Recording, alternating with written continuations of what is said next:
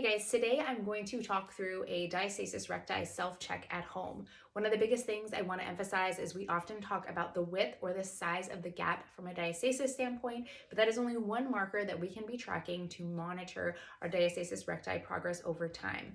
The width and the size of the gap, once again, only one marker, and I would say it's actually not the most important. So one of the biggest things we want to actually be able to generate is tension through the tissue, be able to manage that pressure through our system, be able to load the abdominals in a safe and effective way. The size of the gap is also variable by person and whoever measures it. So we consider a functional diastasis 2 fingers or below.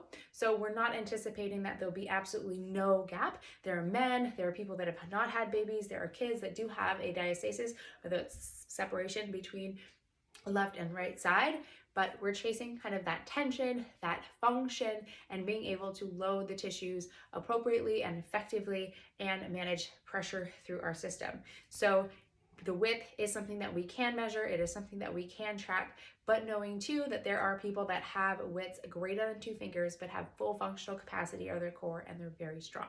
So when we're starting to do our measurement, we're going to come from our side to our back, lying on the ground. You want to roll your pants down just a little bit so you have kind of full lengths of different areas of the belly we can measure. I'm going to have the knees bent. So sometimes when we do this diastasis measurement, a lot of times we coach kind of like a curl up. So it's kind of elevating the head slightly above the ground. So that's how you'll typically see it kind of mentioned and measured, is doing that curl up and then sensing and measuring those 3 different points on the abdominals. So kind of below the belly button, down in that lower region, kind of right at the belly button, and right above the belly button. You might find that the depth or tension that you're able to generate is different in those 3 areas. So just tune into that. And as we go into that curl up position, kind of elevating our shoulders up off the ground, we can kind of sense and feel those 3 points of contact. See, I can even sense that I have a little bit of a separation at the belly button when I do that curl up. So you're measuring those 3 points below the belly button, just above kind of the pelvis, or excuse me, the pubic area, kind of at the belly button, and then right above the belly button, probably about 2 inches above. And then when we actually kind of want to go into that full diastasis assessment, I like to really coach that pelvic floor lift and that nice exhalation as we curl up, so that you're actually utilizing that pelvic floor, utilizing your deep core muscles, and then doing that measurement, which you might find you get different results from. So I'm going to just take some cleansing breaths here before we even do that test. So inhales and exhales.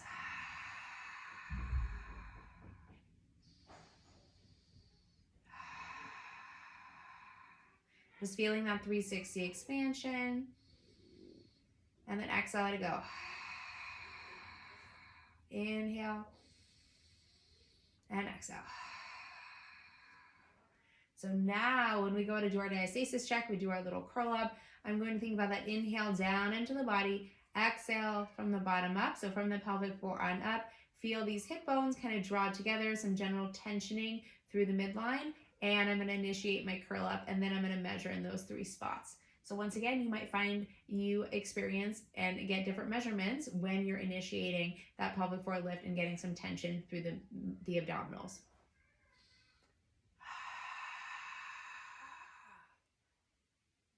So now I'm measuring at the bottom, right through here, and then right above. If this is uncomfortable to go into that curl up, you feel like your neck is kind of turning on, you're feeling uncomfortable, you can place your hand behind your head, or if someone is supporting you, they can put a pillow or hold your head and just support you in that way.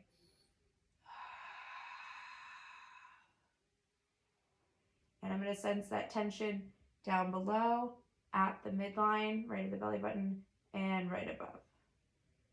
The belly button is typically where you're going to find that you have a little bit more separation than other places, just because that's kind of the area that tends to expand the most. So for me, my depth is pretty good. I can't really stick my fingers too far down. I have some good tension. So that's kind of also too what you're looking at, not only the width, but also the depth.